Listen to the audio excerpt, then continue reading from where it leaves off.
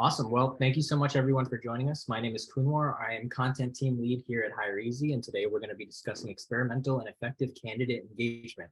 Now, you may have seen the webinar abstract. You may have seen some of our emails that went out and realized that not all of us are talent acquisition professionals. Here is the veteran among us.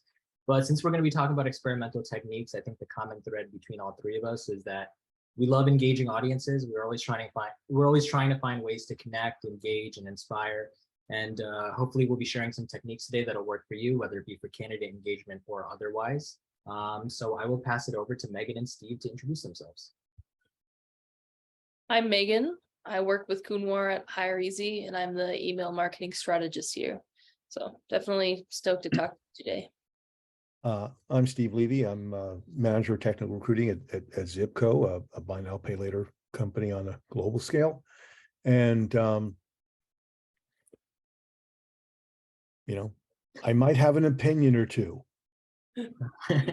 Just one or two, though. Just one or two. Incredible. And incidentally, I think all of us could be monitoring the chat during this. So any questions you have, any follow-ups you want us to touch upon, pop them in there, and we'll get to them as best we can. Exactly. Awesome. So the first thing that I wanted to discuss with you, Megan and Steve, is before we can get to sort of effective and experimental ways of engaging talent, sort of want to dive through some of the traditional methods and strategies that have been used, either those that have been overused in the past however many years or those that you think just don't work anymore. I would love to just open up the discussion for that. Okay, you have to say popcorn. Oh, this person, popcorn, that person. See, this is all about communicate. Kunwar, you're absolutely right. Talking about it's about communication. And I'm just so glad this is being recorded so everyone can see this for eternity. Steve, I will let you go first, and then Megan, you can hop in. We have a document. Everyone who's on this, there's a guideline document that we have, and what's interesting about it, it's Kunwar, I'm being serious here. It's a very good document identifying all the the structural elements of good communication in our craft, but everything has a foundation, and whatever blueprint we choose to create and then build upon, it's all based in data and fact and whatnot. So there is the process of crafting and outreach, but underlying all of it is, where does the information come from? And I've written and spoken about this for, I'm guessing, 20 years, and it's still a challenge to impress upon those in TA to know that if we are the ones creating the message, if we're the one pulling content and putting it together without integrating the people who are actually doing the jobs for which we're recruiting into the process of crafting the message, all we're doing is creating an echo chamber amongst people who don't do the job. So whether it's accountancy or sales or logistics or nursing, whatnot, if recruiters are the ones creating the message without bringing in, hey, go to nurses, would this message, would you open up an email like that said this? Ultimately, I think that's the overarching theme here is, whatever process you use, if we're not collaborating with the people who are actually doing the jobs and working with them to collaboratively write the message, we're only going to get so much of a response rate. Yeah, I definitely agree with that. And that just comes down to whether you have information on who you're trying to talk to. And if you have curiosity and empathy about what they're looking for and what they want. When it comes to things that don't work, I think especially with engagement, the main thing is not just the spray and pray method where everything is general and you haven't segmented your audience at all, right? Because, think about your own email, how many emails you get a day. It's not any different from the candidates you're reaching out to.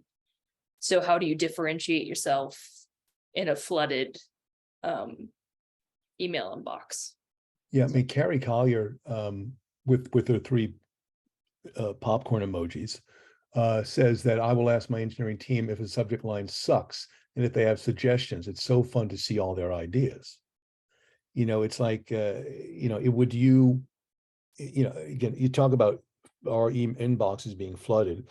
I mean, that's why I came up with the term in-malling. I mean, some 6 or 7 years ago, I think it was like February 16th, 6 or 7 years ago. It just came out during a prezo. And it holds true. I mean, it's the classic line that everyone gets. I hope you are well. No, I'm sorry. I just contracted COVID of having my right leg amputated and I need a new eyeball. I will often reply back with things like that. Just it's my only it's either that or screaming at these things. To your point and to everyone's point here, it's whatever process you use, and I'm sure as an email marketer, you have a process that is really quite good. It works, it's consistent. But I'm going to throw it back on you, is how do you ensure that the right message is getting, and what is the right message is the better question. I mean, I really rely on testing. That's how I find the right message. I don't know that. I think you can have a really creative idea, but if it's your first time trying it, it's really hard to know. Certainly knowing what your audience wants is helpful, but it's not always easy to know what your audience wants. So the testing stuff is one of those things that are inviolate. It's just, if you're not testing, you're being ineffective. Yeah. Because you just don't have a data point to know otherwise. Yeah, and benchmarks are good, but they are benchmarks, right? They're not what's successful in your situation at your company with people you're reaching out to. So we're getting a lot of amen Megans. So this is turning out to be a religious experience for many people. So going into the A/B testing, do you have any particular methodologies? It sounds like I'm hijacking this, and I'm sorry, everybody. No, you're good. Kunwar should be doing this. I mean, he looks the part of someone who should be running this whole thing. But do you have any particular? Let me take a step back. How do you choose your A/B testing strategies? I'm lucky to have done a lot, so I have a lot of data to go off of. But if you're just starting, if I were just starting, I would be looking at how things have performed. If something performed particularly well, get curious about that. If something performed horribly, get curious about that too. And just try to follow the data and locate some known unknowns. What don't you know about your audience? What aren't you sure is working, or why something is working really well? And craft A/B tests based on what you're curious about. So when you see something that works especially well or fails especially poorly, I'm not sure if that's the right use of language, what do you do with that? Who do you go to? I absolutely live and die with my operations team. Kunwar will probably laugh because I'm always talking to Ray and telling him how great he is. But when I have some data, he's the first person that I'll contact to and have a meeting with. So whoever is running your tech stack, whoever is cleaning your data, whoever's spending all day, every day in the information is the person who I would run by all of my ideas. And I'm curious, what questions might you ask them? Well, if I have some suggestions, I usually tell them, and I ask him, okay, Ray, am I right about this? What don't I know? What don't I know is sort of the first question always. Do you have any ideas to make this work better? Do we have the tools to segment this audience this way? We can't segment this audience this way. What's another way we can go about this test? Sort of really getting into the particulars. Krista Honeycutt asked, by data that we're procuring, do we mean response or not? Is it just a response rate that you're looking at? What other metrics do you look at? I mean, definitely for candidates, responses would be huge. If we're talking about emails, I think open rates and click rates are also still very important. I know that open rates are kind of in a sticky situation right now with all the Apple Mail privacy stuff, but I still think it's worth looking at and considering in conjunction with the click rate. And then you're asking yourself questions about all these things. If there's a high open rate and low click rate, why? If there's a low open rate and high click rate compared to how low the open rates were, then something went well in the body of the email, and there's something about your sender and subject line that your audience isn't liking. So it's really just sort of triaging the situation with what you have. One of the things I like to do is, as part of the A/B testing process, is actually send emails to people in my company from an email that doesn't have my name, some other name in it. A funny name came into mind, but I'm not going to utter it because I don't want Kunwar to laugh so hard and hurt himself. But the idea of the concept that I've always espoused is send it to people in your own companies. Let's see if you can recruit them to your own company.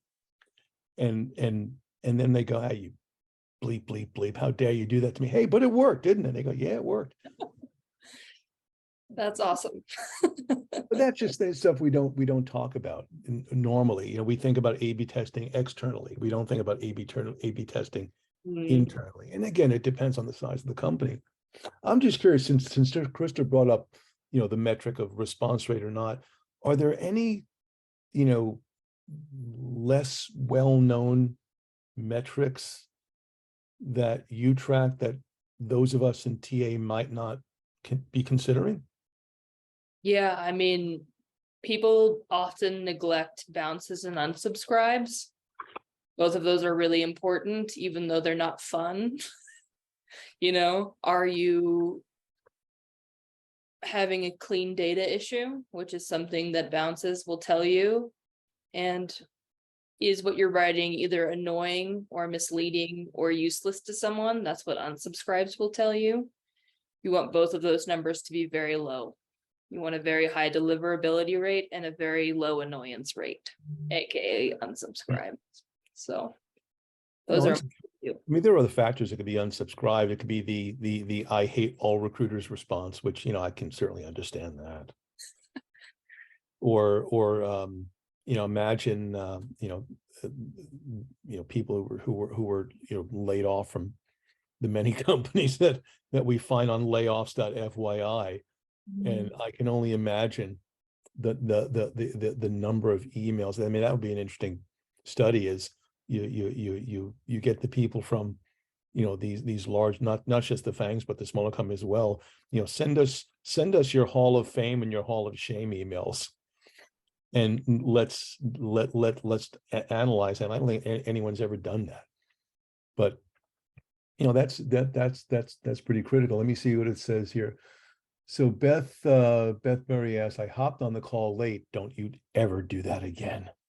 But he asked, what is the average response rate people are having for a cold email?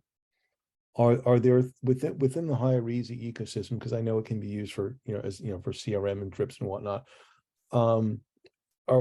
Is Hire Easy starting to procure response rate data from the platform, and is there anything that we're seeing from that? And I'm not doing that as a sell of Hire Easy. I'm really curious. We do have the information now that someone is asking me directly. I'm drawing a blank. Kunwar, do you remember it? Off the top of my head, no, I don't remember the average response rate. All right, let me message our education team and we'll get. Well, John Mulhern says Hire Easy does give this feedback. I have a number of projects leveraging this. So that is a good question. You're right, Krista. It is a good question. These are types of things that we want to know. It's tracking it. There are many platforms that can be used to do everything that we're going to be talking about here. We have native capabilities built into Hire Easy. We have Sourcewell, we have Lemlist and things of that nature, and each has its own pros and cons. But ultimately it comes down to measure everything. Anything that you can measure it. And then go back and go, you ever wonder why? I don't know why this happens. That's an old Andy Rooney thing for those people who are still alive, who are old enough like me and understand these things. from a standpoint of, particular within A/B testing, you'd mentioned subject lines. So what are your critical block areas that you A/B test on? I mean, if you're looking at open, subject line is huge, or sender name. Length is another big one. I'm a big fan of the adage of saying enough, not too much, not too little. I think A/B testing really helps with that. Button placement, if you are using a button. Also personalization, what variables are actually helpful, other than name, which is generally considered pretty darn helpful. What about the person's company? What about your company? What bits of information spark interest in your audience? And I guess that goes back to when you're crafting your message is for whomever it is, whatever level, whatever sub function it is, let the people who are doing it ultimately tell you. Mm-hmm. Because as recruiters, and I've done talks about specific subject lines and putting jokes in there, and there are other people. Mike Cohen is one who loves just the company name in there. And so I mean, I always put the first name in because most people don't. Yeah. And little things. I will occasionally put an emoji in there because if you're looking at, let's just take LinkedIn for example, message. Oh, I see one with an emoji that stands out. let me see that. I mean, there are an inordinate number of blocks within an email, within a message, that are ripe for A/B testing. I wonder why don't people do more of that, is really the question. I think people have a lot to do. I think people work really hard and it's hard to find the time. And also people get really overwhelmed with the amount of choice, right? You just said there's a ton of blocks to test. Which do you test first? So, which is primarily why my advice is just like, what are you most curious about? Just test that first. Doesn't have to be the most important thing. You'll have a little more information. Yeah, and one thing I constantly have to check myself for, especially when we're crafting content, is not getting stuck in like a routine and being lazy about it. So I think either when you're pushing out so much or you've been writing about something so much, it could be easy to say the same things, have to use the same phrasing. So making sure that I'm not consistently falling into that trap and trying to reinvent things and push myself not to be lazy almost is another method, because I think, like Megan said, we're all doing a lot, so it can be very easy to just repeat and reuse stuff. But I think constantly trying to experiment, at least with content, can be extremely helpful. I mean, there's an adage, when you become so good at using a hammer, everything begins to look like a nail. Exactly. And I think that's why, I love your profile, you're a perfect fit, is become one of the, mainstays of outreach, along with I hope you are well. Again, sometimes I'm a snarky bastard, and everyone knows that. I will sometimes email back, I'm sorry, Steve just died, just to get the response. I don't know. I'm just a schmuck sometimes. Minda Hennenberg offers, I measure multiple email openings, suggesting there is something that resonates. Also, if they're opening in the LinkedIn profile of our email sender, it invites a second personalized message. And that really goes into, A/B testing is nice, but single message, drip campaigns, I mean, that's a loaded question, obviously.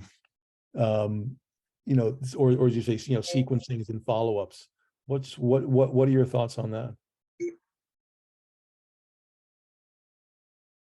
Well, I think we've seen that sequencing and follow-ups have been extremely helpful. I think especially, and Steve, you can provide more context on this, but especially in this environment where some organizations may be putting a pause on hiring and relationships still need to be maintained even if there aren't open roles available. So I think the timing of that and making sure that you're maintaining a relationship is extremely critical.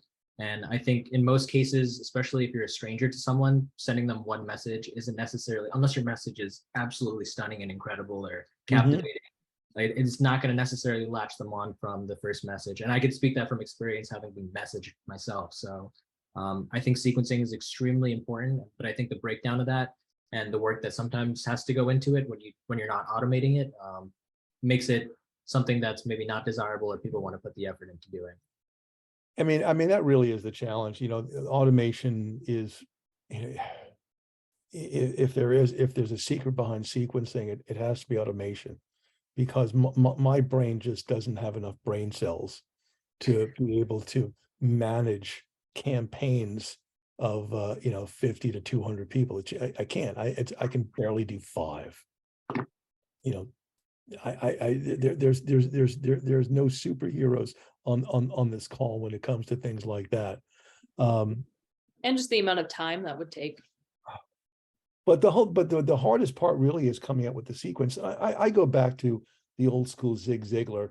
Most salespeople make one fault and call then give up, whereas most sales are made after the 5th phone call.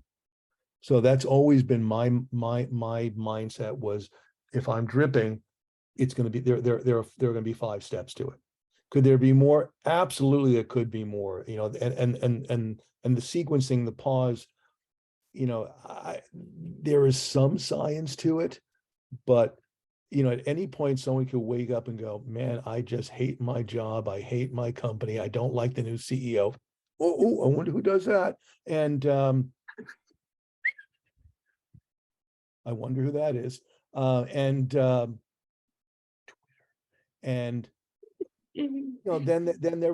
they see a message come in, they go, I see it now.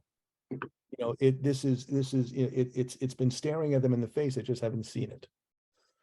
So there's, the day of the week, the time of the day,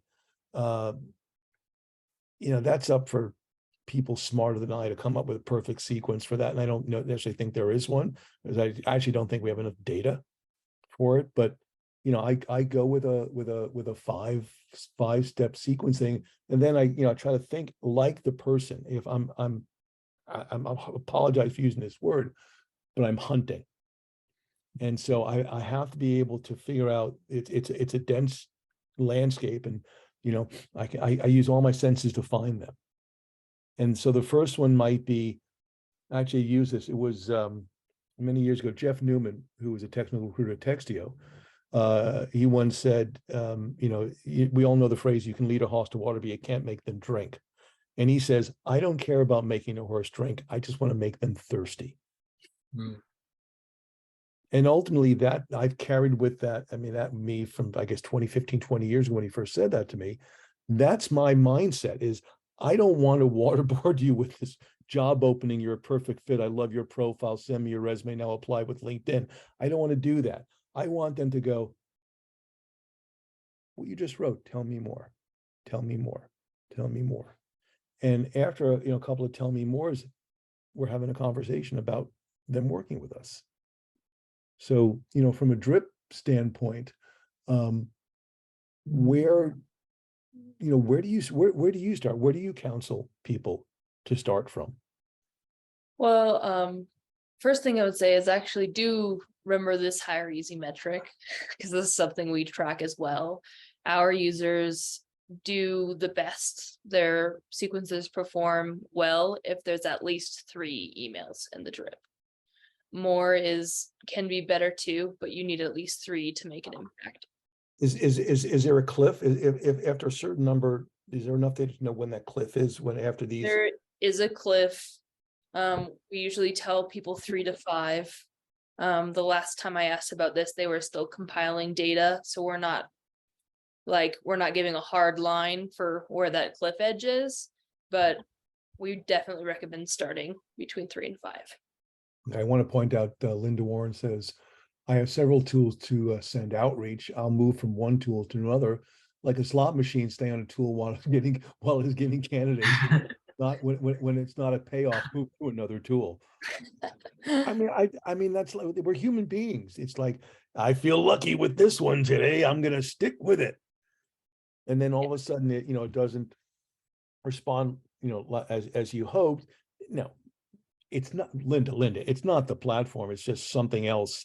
Maybe it's the vernal equinox, and the earth is tilting, the magnetic force is sending emails to spam instead of someone's inbox. But whatever works. Absolutely. which She is also, another reason for yeah, testing. she also asked, how many people do you think is part of your campaign to manage? You know, what is there an optimal campaign size? If the data is clean and the segmentation rules make a lot of sense, you know who you're talking to and why you're talking to them, that's what's important, whether it's 50 or 1,000. Yeah, and you know, it's a problem. You know, if you're not getting a response rate, all of a sudden, you know, you craft something that resonates, and you get 90+%. I mean, you're not going to have a crappy day when that happens. No. You're just not. And Carrie Collier adds, I send 5 to 6 per person across email, LinkedIn, and connection requests. Persistence and timing wins. Mm-hmm. But Carrie, I would also think messaging, the actual content of it, what they're actually going to be doing. Carrie focuses substantially more on tech, unless I'm, yes, that too. And you know, and then we're getting into the, you know, ultimately that initial foundational stuff is what resonates with people. So that's good. I think with regards to sequencing, another thing that we love to keep in mind, especially with content, is sort of the journey that they're going to be taking with us. Hopefully, if they're following us along for multiple steps. So when we're building out content, like I'll use HR Tech as an example. Like when we went there, we had a bunch of materials that we wrote up afterwards. We even did a couple of videos. And when we were crafting how we're going to follow up, we're thinking, how are we going to get them through this journey with us? Like, let's imagine they didn't attend HR Tech, they couldn't be there. What would be the most exciting thing for them? And it really was just about creating intrigue at first. I think, Steve, you mentioned that when you talked about you're talking with candidates. And instead of bombarding them with you're perfect for this job, you actually had an actual conversation, engage their interest. And we try to take a similar approach when we're building out our sequences and follow-ups. And I think another thing that I wanted to mention, and this is what I heard at SourceCon from Amir Hakim Javadi, hopefully I'm saying his name properly. He's a technical recruiter at HashiCorp. He said something great about timing, where sort of on the lines of what you're talking about it being a hunter, Steve, like he mapped out when certain, and this is where you have to get a little interesting with how you're doing your timing, but he mapped out when certain like engineers are getting their bonuses. And that's when he would time out his email correspondence. So he would know when they're getting their bonuses. And on the off chance that they weren't happy with the bonus that they got, they'd be maybe a little bit more intrigued for, you know, pursuing a new role. So there is a method to the madness of timing that if you're, you know, if you're smart about it and if you put in a little bit of effort, it could actually work in your favor. Well, actually, that's a very good point, and I'm curious to how many people watching this and those that will be watching this in its recording is, you know, are you, you know, for the companies, companies or people you're targeting, do you know, are there bonuses, you know, if it's fiscal year, you know, January 1 to December 31st, bonuses are typically paid in March and April. There's your timing. If fiscal year is July to June, they're typically paid out in September. I mean, these are just little nuances of things that, I mean, I know many recruiters don't consider when doing these things. You know, so, you know, understanding the business cycles is important. You know, looking at the industries, and you know, if you know, it's you know, O&G, oil and gas, and you know, OPEC has decided to reduce the price of a barrel of oil. You know, the O&G companies are going to be making less of a profit, so yeah, maybe they'll just, you know, or look at you know, M&A, merger and acquisition activity. You know, being aware of all events out there, and trying to predict, not, you know, and it's like workforce planning. You know, I try to look best I can at events on a quarter by quarter basis, looking at seasonality issues, look at political issues, economic issues, social issues, technological issues.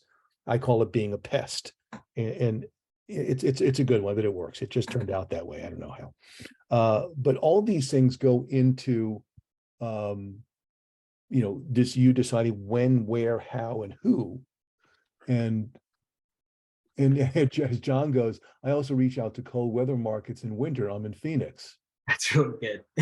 But there's a lot to be said for things like that. You know, when cost of living goes up in the Northeast, you know, people are looking. I mean, we're talking here in this household of, you know, where do we eventually end up? You know, this is just reality. You know, that's where the social elements come in. I like this in our notes. I like this email from Megan Grant. So much of emailing people is just not being annoying. Yep. It's a key ingredient. Everyone has those brands that annoy them in their inbox. Right now, for me, I'm not going to name it because they may end up. It's too many emails. Please stop emailing me. So there is a lot of truth, to that. Metrics. What do we measure? Many people, when they start doing really tracking and being more cognizant of the messaging and the performance, they say, what metrics do I track and how do I track them? How do for an improving TA organization, what metrics might you? I don't know why I'm licking my finger and cleaning my keyboard. I know it's disgusting. I apologize. But that's, look, I'm like many, like technology, and I was an engineer for many years. I lived my life at the intersection of ADHD highway and Asperger's Boulevard, so I'm always having to do things. So I apologize to the whole audience. But how do where do you start with metrics? If someone says, okay, start measuring, what would you suggest? Specifically for email, or are you talking about generic? Yeah, for emails and campaigns and whatnot. Okay, yes. Well, you've probably been emailing anyway, or someone in your organization has. So I would start by pulling metrics for how those emails have gone, say for the last 6 months. And I would see, we've already kind of talked about what, as far as open rates, click rates, response rates, unsubscribes, all of that good stuff. I would see sort of what our general stasis is, like where do we sort of live, and then I'd be looking at outliers, which ones performed really well, which ones performed really poorly, and I'd also be considering external factors, right? What could have caused this email to do very well that had nothing to do with us, getting into Steve's point about considering sort of the overall social, political climate, where they are, etc. And I think that from there, I'd try to kind of decide, all right, what is an actionable way to improve this? Just choose one to start with. Don't overwhelm yourself. How can I improve this one metric? And then work toward that is what I would suggest. I mean, when you think of just improve this or improve that, or do we can brainstorm, amongst ourselves. What's and this is, I struggled with this many decades ago. I just came up with stuff because I didn't have anybody to bounce it off of. What's a good change? What constitutes an improvement? Honestly, for me, what I would say is whatever that normal benchmark is, anything higher that you can make stable, right? You can do one amazing email and increase clicks by 20%, but what about the next email? If you can raise your benchmark, that shows that you're understanding your audience better, and or you're speaking to more correct people, right? Depending on what you're doing to adjust those metrics. I know that many here, and those are the types of things that vex us, every day, because on any given day you can have the best message in the world and it still doesn't get good responses. And it could be, and that goes to asking yourself, why doesn't it get good responses? And it's really hard. Engaging people that you don't know and who don't know you is very hard, and I feel like we are very open about that, but we also think that it's the way to be successful in recruitment. So I think that, as frustrating as it can be sometimes, it just comes down to trying again. Like when you're testing, when you're doing something new, some of those things will fail. And that's just the reality. Okay. But the next time you have a little more information. I mean, Julian Torres asks, in order to not be annoying, I don't know why, I don't know a single recruiter who, when they type out the word annoying, doesn't put it in quotes.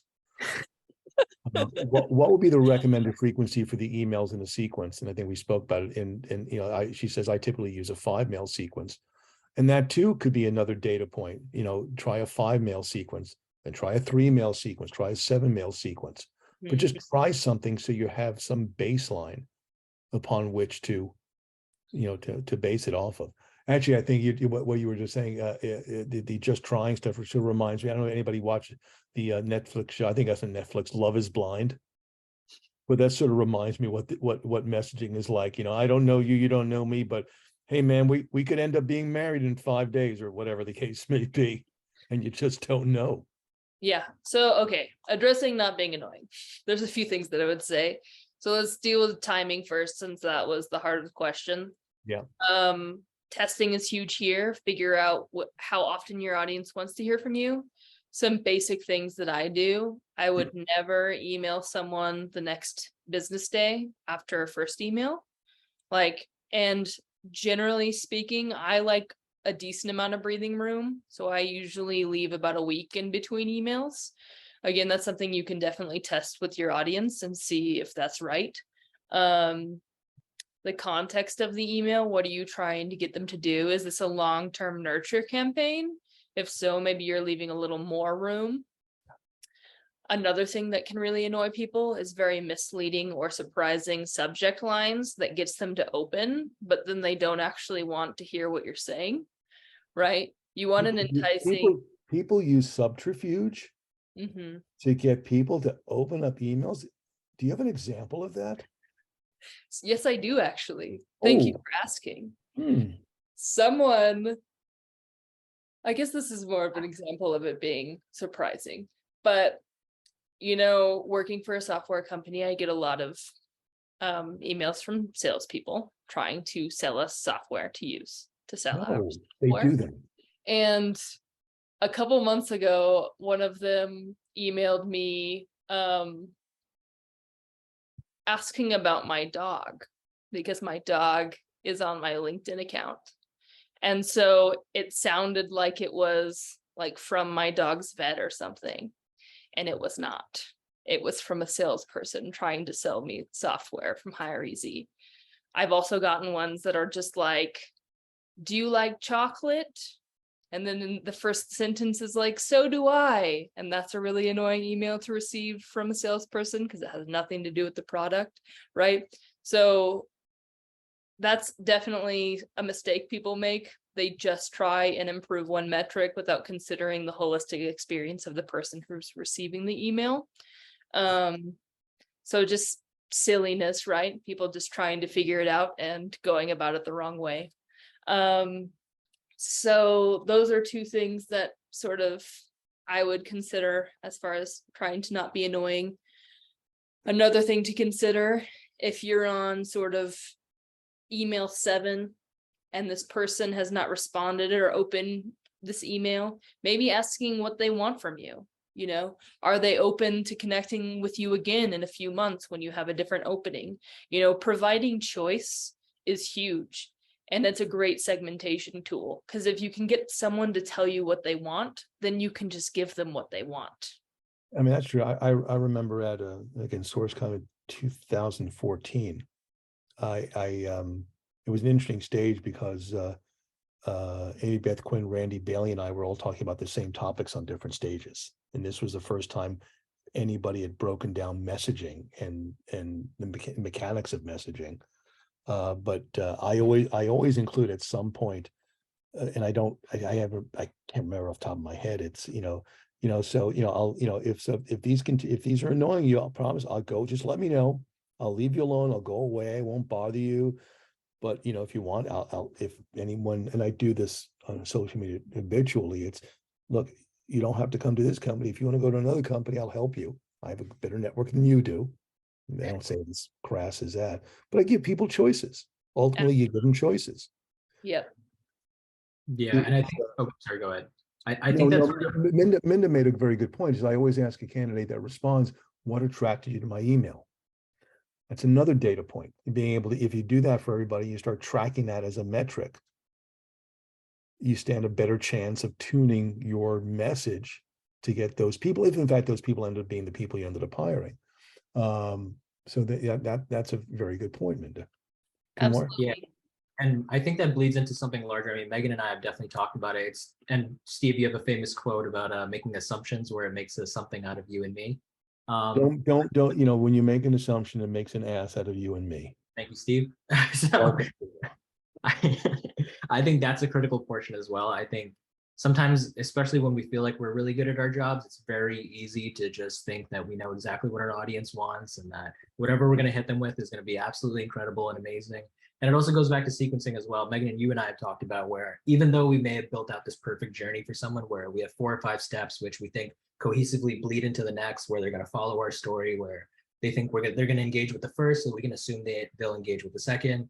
That rarely or like doesn't always work out the way it is. So you can't assume that people are going to even see your first or second message, and crafting your messaging around that as well is extremely important, because the second you make an assumption, especially one that's wrong, it can be extremely off-putting to your audience and make them not want to engage with you at all.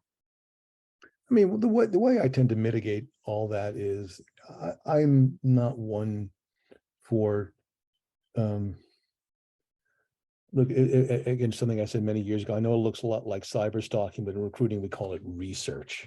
Right. And you know, I've moved away. I will try to use something from my research. You know, particularly for personalization is another story, but personalizations are not sent out in batches of 25 or 50. They're sent out in, you know, 5 at a time.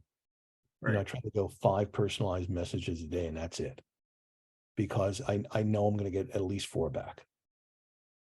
But that's when you can start getting into, you know, oh, chocolate covered dogs. Maybe that'll get her attention. She likes chocolate and dogs, chocolate covered dogs. Why not? But yeah, and you know, that can often lead you to, you know, that's where the real creativity comes in. And it's there. Creativity is just as important in large campaigns, but particularly when it comes to when you're targeting people who you want to get them to respond. I suspect you'll do different things. You have a different strategy, different tactics than something that's larger, which sort of delves into really knowing your audience. Mhm. Ultimately, and maybe that should have gone first. You know, when we do this again, it's knowing your audience, and you know, how are you counseling? You know, from a higher easy point of view, how does knowing your audience moderate, you know, your strategy and everything going forward? Yeah. I mean, it's a great open-ended question. Just to Well, add, that's a good interview question, by the way. just to add to it, I know I'm guilty of this. You know, knowing your audience is different than assuming things about your audience, right? And I think it's really important to approach sort of fact-finding and data analysis with humility. You know, we like to confirm our own beliefs in all things, including in engagement. And I can't tell you how often I'm wrong about an A/B test. I'll be sure something's gonna go one way and it will go the other.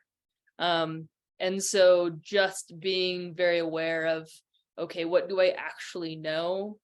And what do I just think that I know about this group of people? Or what has been told to me without sort of anything to back it up? Yeah. And And to that's add, that's it. And to add to that point, I think one thing Megan and I have done is try to adopt a multi-source approach where you're not just getting all your information from one source. So we'll check internally with what people think is working. We'll talk to maybe industry experts and see what they think is working. We'll just scour the internet and see what's available to us, especially when I'm writing out a content piece. I'd like to know what's been said already. What do I think has been repeated a bit too much, and where can we experiment? Where can we think a little bit outside of the box? So I think if you have a multi-source approach, it'll actually make confirming your information a lot easier. And it'll help with experimentation too, because you'll know what's been done already, what's worked, what hasn't worked. And then you can build out a formula from there or an approach from there.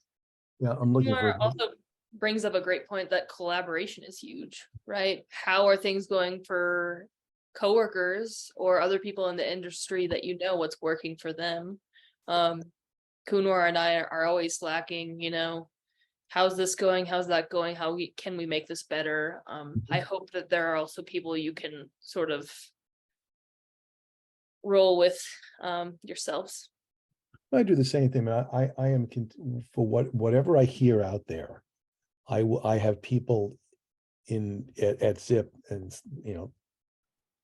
we're just a green dot of Slack away, but it's a continuous process of, have you seen this? Have you seen this article? What do you think? I saw this. This is interesting. What this person is saying. If you were this person, what could I say that would get you to go, okay, this isn't spam. I'll give them a shot. I like your use of the word continuous too, because we really need to consider testing that way. For instance, whatever A/B testing you did last year might not apply in the same way to this year because it's a completely different recruitment climate. We have that thing in technology, recruiters get so caught up. Ooh, they've got a GitHub repository. They have code in it. But there's an adage that if the code is older than 6 months old, there hasn't been a commit or a patch in 6 months, the code might as well not exist. Mm-hmm. And so you have to be, what is current. It's continuously assessing and improving your model, your workflows, your data. Which also, the timing we've talked about, timing is something you certainly can test, 3 steps, 5 steps, 7 steps. Mm. It may be, for roles that are continuously refilling, it's a continuous drip, because again, it's the Sunday dread. Oh my God, I don't want to go to work. Please, the God of recruiters, please identify me, please reach out to me, please touch me on the head and pull me into your company. Especially in this environment now, you have to know your audience and time it accordingly. And that's to your point. So you're continuously asking myself, how am I doing? How's it going? What can I improve? It's a obsessiveness to excellence. And I don't know, that sounds like a trademark phrase. I don't really know. So Tom, what you're finally saying says is that you want to get better, faster, and stronger. Better, faster. Data cleanliness, platforms, that's a good one. What do we do for that one? How do we know that our data is good? How do we know that the data is, are we measuring what we think we're measuring? Are there any transcription errors? Are we, misaligning things? Anything that happens with any data operation is something that needs to be considered when it comes to, messaging, right? Absolutely. Yeah. I mean, definitely let your metrics lead the way. As I said, bouncing is huge. If you have a lot of bounces, your data is probably not clean. If someone complains to you about getting you got their company wrong or something, just automatically assume that happened to at least 5 more people. You know what happens in that case is when you are guilty, when you export data from, for example, HireEasy or something like that, and you start playing with the spreadsheet and you go, oh, fluff, I deleted one cell. We've all done it. We've all done that thing. You delete one cell, and then all 197 emails after that are wrong. So that you have someone's right name going to the wrong email, or wrong email going to the right name. Nothing can cause a recruiter to lose their hair more than that. There's probably more stuff, but that just comes to mind because it's happened to me, and so I'm sure it's happened to other people as well. Oh, goodness gracious. So you always test it in small batches. Literally what I do is when I know I have the data, I will literally randomly get 5 or 10 lines and just track if that first name, that email and whatnot track. That's the obsessiveness. Kunwar, you about to say something? Yeah, I was just gonna say Megan had a really good point before about having, hopefully you have somewhat of a recruitment operations team or just someone available who's able to be a collaborator in that sense with checking your data. But in the event that you don't have it, there's some ways that I think you can be an investigator yourself. I mean, I'll talk about it from a content perspective and you can like translate to how this would work to recruitment. But I remember a couple of months back, or maybe even a year or so ago, we thought we were producing good content, but the metrics were showing us like our page views were lower and our session duration was lower, but it wasn't making sense because we thought we were doing things right. And so when we took a closer look at it, we realized, algorithm changes play a factor into how it's affecting our data, but also, cookie acceptances as well were a big issue on our site. So I think making sure that sometimes going with your instincts as well, like, and double checking your data is extremely important because otherwise you'll be putting in a lot of work and maybe being led in the wrong direction if you're not double checking everything. Let me throw a question. Aminda asked another very good question. How are you using metrics to further segment and test your assumptions on your contacts? One of the ways that I figure out that I've made inaccurate assumptions is how surprising some of my A/B tests are. Honestly, that's one of the ways I figure out. I'm not pretending to be the most like self-aware person ever, but I also think, depending on who the audience is, what do you think that they want? That's probably something you're asking yourself when you're crafting a message to them. What's something very similar that you think could also pan out, and just test those two things against each other? Like I know from my standpoint, it's, we test out performance metrics, deliverables, these are the hot initiatives that you're going to be working on here. Do these are you doing this right now? Something of that sort versus something, is it more benefits oriented? This is just an example. So, you have content blocks that you can place and you can do different orders there. You can see, my assumption has always been that the really best technical people, engineers, want to work on projects that make their brains hurt, but in a very good way. So, my messaging, and it's worked well for me, is you have that was the boss at the door. You have these hot initiatives that I know that not many companies are doing it. And so, those are my assumptions. So, in each of you, everyone watching here, you have your assumptions based on ultimately how you want a person to perform if you hire them. So I'm inherently going to gravitate myself towards the belief that people want to work on hard things, challenging things that help them learn, the things that make their brains, that expand their thinking, allow them to innovate. That's my assumption for my roles. It is going to be, it likely will be different, whether it's nursing or truck drivers or customer service or sales. It ultimately, it goes down to everything. Ultimately, in my opinion, is crafted from your audience. Yeah, 100%. And I would say with that message, if there was one takeaway, like I would leave with everybody that I think is a universal enough, is just to lead with empathy. This is something that Megan's reminded me of constantly.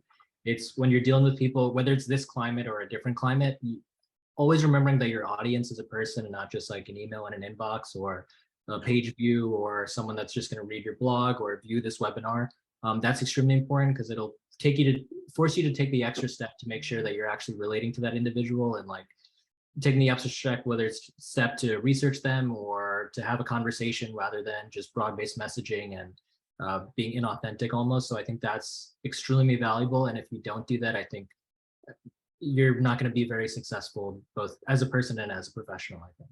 And on that point, Kumar, that's actually the best point. Whatever message I send to somebody, I want them to at some point go, who is this person?